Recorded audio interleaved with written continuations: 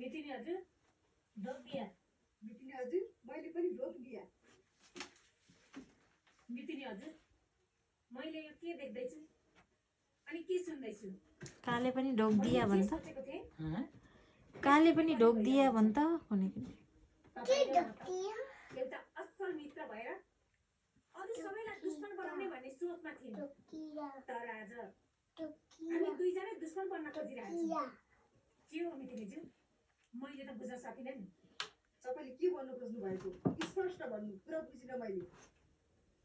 मितिनी हजुर तपाईँ र मेरो दाइ महाकाल बीच किन झगडा हुन्छ? किन कुरा मिल्दैन? तपाईँहरू दुईजना बीच शत्रुता होइन मित्रता कायम गर्नुहोस्, बुझ्नुभयो? तपाईको दाइ मित्रता बढाउने खालको मान्छे हैन, बुझ्नु